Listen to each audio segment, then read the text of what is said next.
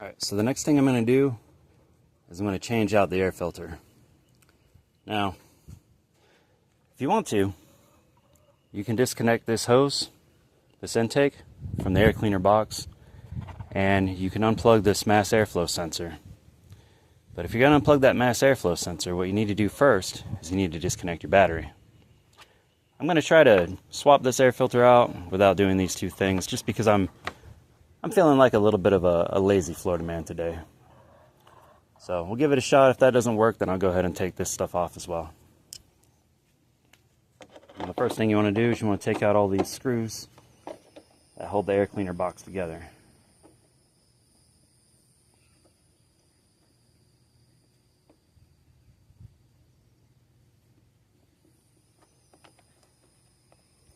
Let's see, there are 1, 2, 3, 4 of these screws. As you're taking this out, you want to be careful. Try not to drop them down into the engine bay.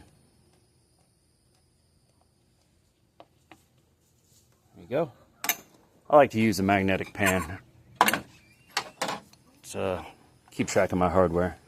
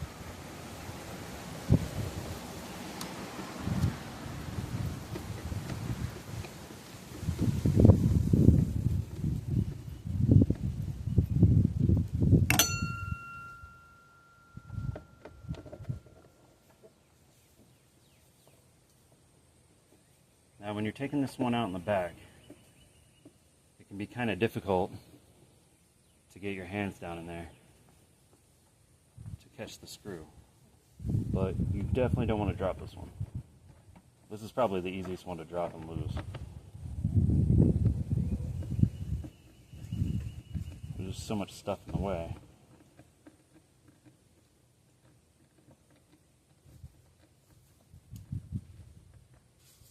Okay. That's it. Alright, is that it? Yeah, that should be it. Okay. So I'm going to go ahead and gently pull this up and slide this out. So your air cleaner box is going to have a couple little tabs. You should have 3. Mine's broken right here, but it's okay. It still works. And I don't know if you can see that, but the old air filter, there's a little bit of dirt in there. Your old air filter is right underneath the top of this thing. And you just pull that out. This one actually doesn't look too bad, so I could probably reuse it, but I'm going to go ahead and change it out anyways, just to be safe. Before I do that, it never hurts to get some sort of a vacuum, like a shop vac or a little vacuum like this. Get down in there and just suck whatever debris might be hanging out down in that air cleaner box. Suck that out.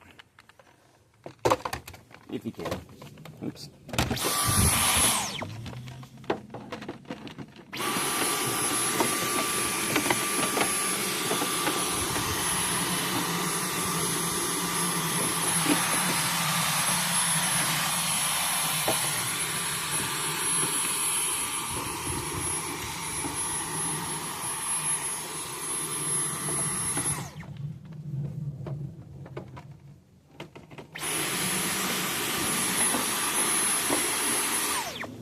Alright, that's pretty good.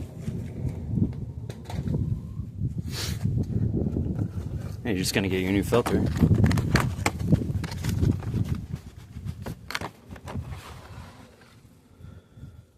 And as you can see, there's a slight difference in color. This air filter is a little bit yellow. It's probably, if you look closely, you can see it's got dust and a little bit of grime stuck in it. And then you can see how clean this one is compared. So, you don't have to change this out every oil change, but I like to do it every oil change just to make sure my truck is breathing nice, clean air. All you gotta do is slide that bad boy in.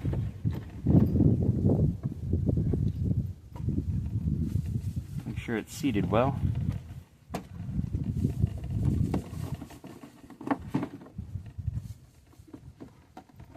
There you go. Make sure it's seated well, and this little rubber gasket should seal it. Little rubber gasket going away all the way around the edge of it. Now, put this back on. You want to slide these tabs back into these holes over here. Hold on. Alright, let me try that again.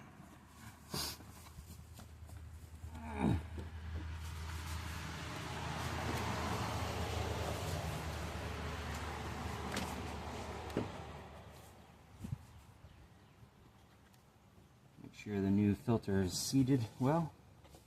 All the screw holes line up. Alright. That looks good. And then all you got to do is put your screws back in.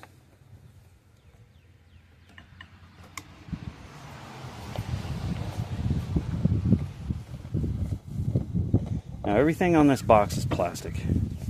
So as it ages, it's going to become brittle. And you really don't need to tighten this down that much. You just need to make sure that the top of it is firmly seated so that you don't have any leaks. So what I like to do is I just like to run my screws in first. Oops.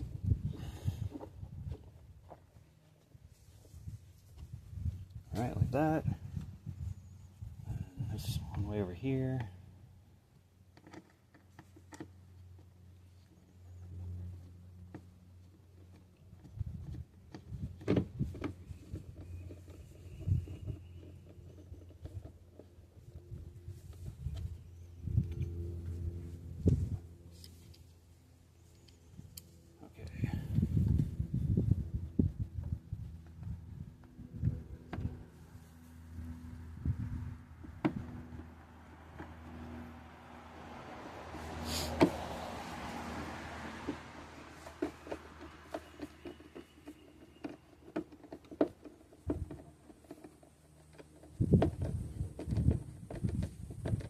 Alright, so then we'll go back and just tighten down.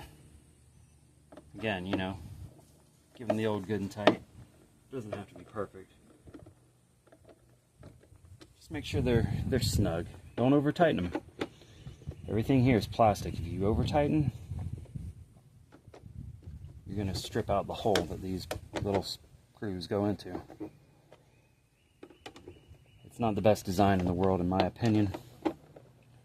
Everything being plastic, you know, eventually I'm going to have to replace this whole box because these screws just are not going to, they're not going to stay tight enough, and that seal isn't going to be good, and then I'm going to be sucking air in through the sides. It's a poor design. These newer vehicles are poorly designed. That's just the way it is, man. But it works for now. And when the time comes, I'll just have to replace that whole box. So, I was able to successfully change that filter without taking this off and without unplugging this mass airflow sensor. If you want to do these two things, you can, but like I said, if you unplug this mass airflow sensor, make sure you unplug your battery first. Well, the next thing I'm going to do is I'm going to change out the AC filter, the cabin filter. So to give you a brief explanation as to how this thing works, look at the top of your hood and you'll see a vent. Okay, so the way your AC system works is it draws air in through this vent over here. This vent at the top of your hood, and it pulls the air down into a box, which is located behind your glove box inside the cab. And it sucks that air through a filter before it cools it down and blows it through your AC vents. And I'm going to show you where the filter is located. It's located right behind your glove box. Okay, so to change this cabin filter, the first thing you have to do is empty out your glove box. Then, it's hard to see right now because I've already released it, but there's a dampener cord that plugs into this little hole right here. Now you can see that that hole has a little slot. So what you're going to want to do to release this dampener cord is you're going to want to use your finger or your thumb to push up, and it'll just slide right out. Now mine, when it slid out, it sucked itself back up into the glove box itself. So I can't really show you what that looks like until I get the glove box off of there. Now, to actually remove the glove box, you're going to want to come under here. I don't know if you can see this. It's a bad angle. Look in there. Look in that hole there. Right behind the glove box, you're going to see there's a little pin. Now, you're going to have to push that pin in with your thumb, and then you can pull it out from the other side.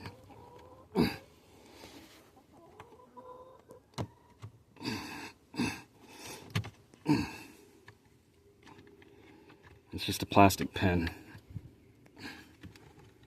Right, and then you should be able to drop the box down. See how it's unhooked from the hinge? There's another one on the other side. Now that I've gotten the glove box out, you can see what that little pin looks like. It just slides in here and it makes a hinge. It's just a little plastic pin. It makes a hinge, and that's what the box hangs on. Okay? So you can see I was able to take the whole box out.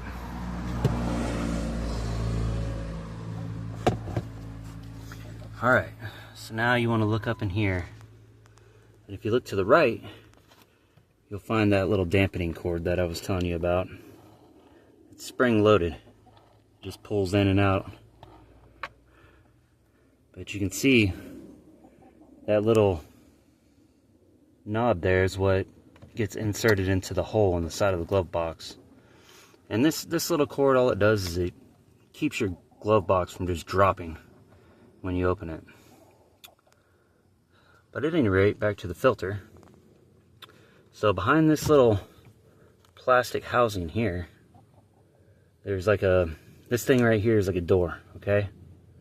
And all you gotta do is press this tab in. I don't know if you can see that tab. You press that tab in like that. There's another one on this side too. On mine, the little tab's broken. So do it gently. As I said before, everything in this truck is plastic.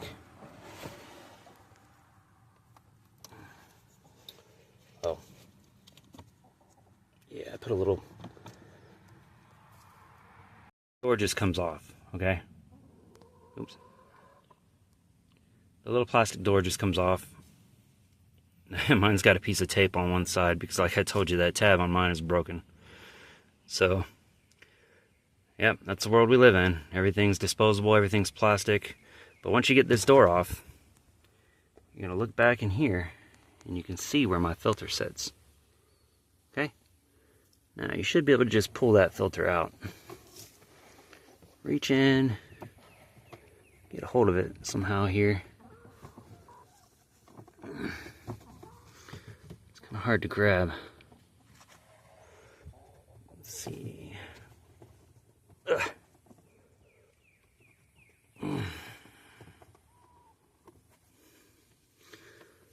Well, they didn't make that very easy to get into.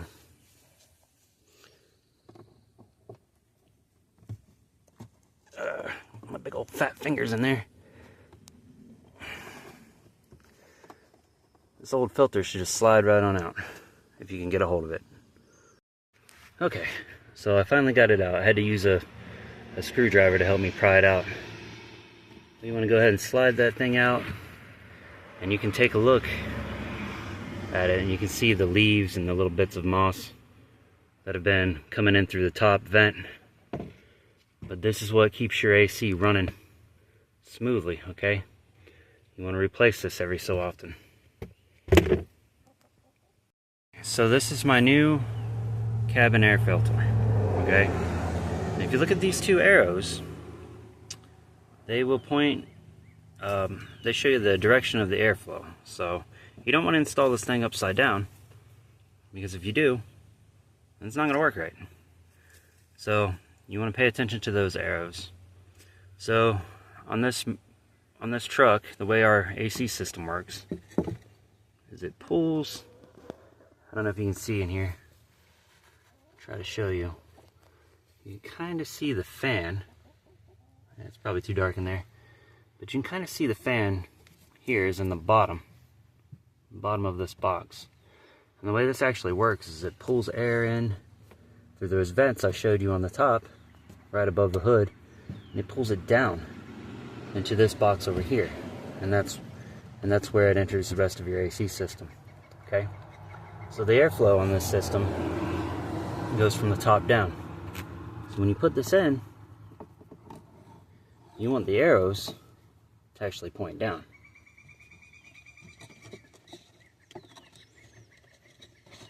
Right, and it just slides right back in there, like that. Next thing you want to do is you want to put the door back on.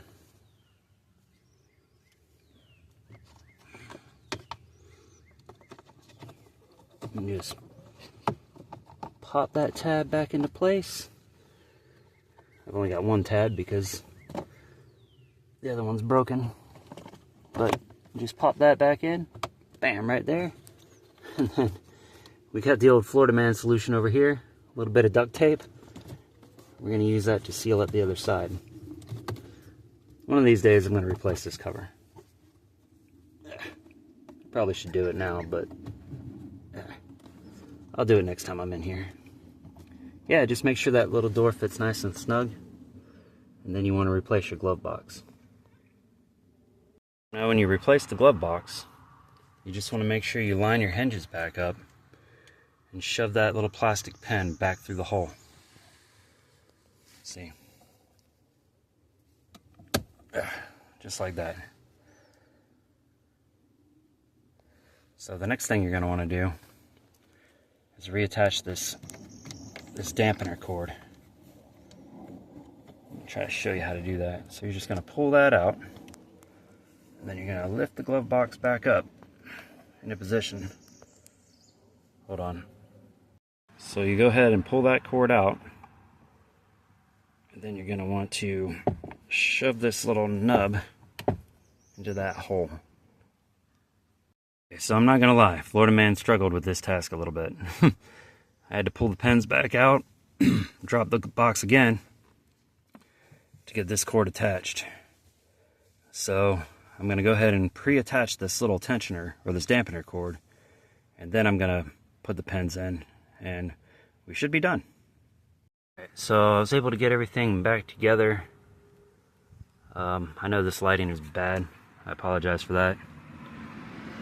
Seems like GM could have made that a little bit easier. But as you can see, the glove box is back in place, and our cabin filter has been replaced. And so that's basically how you do that. I personally find it a little bit easier if you reattach this dampener cord before you put the hinge pins back in. And again, you can see how that cord attaches. If you look on the inside of the glove box, that little nubbin, or whatever you want to call it, goes to that hole, and then it locks into place by sliding up into that little divot. Alright, well, with a little bit of work, you can save yourself a lot of money. And that's the end of the video. So now at the beginning of this video, I showed you a cost breakdown of all the materials that I use to do the oil filter, the air filter, and the cabin filter. And I predicted that it would cost about, what did I say, $106 to do it myself. And the shop quote was $340 with a total savings of $234. However, let me pull this receipt back up. Because I go to pretty much the same auto parts store all the time, it's right around the corner from my house, I have points, and I actually got a little bit of a deal on the motor oil. I only paid $91.66. So, something to keep in mind. What to do with all this old oil? Well, I save my empty jugs, okay? And I very carefully pour all this old used oil back into my empty jugs. And I will take this up to the auto parts store and they will recycle it for me for free. Florida man's best efforts, I still ended up making a little bit of a mess. So there's a couple ways you can go about cleaning this up. If you have some kitty litter, you can go ahead and dump a little bit of kitty litter over this little oil spill. Or if you're like me and you don't have a cat, you can always use a little bit of Dawn dish soap. And just kind of put a little bit on there and rinse it off with some water. You want to rinse it off real good so it doesn't stay, you don't want it to be some sort of a slipping hazard. And that's about it. Have a good day.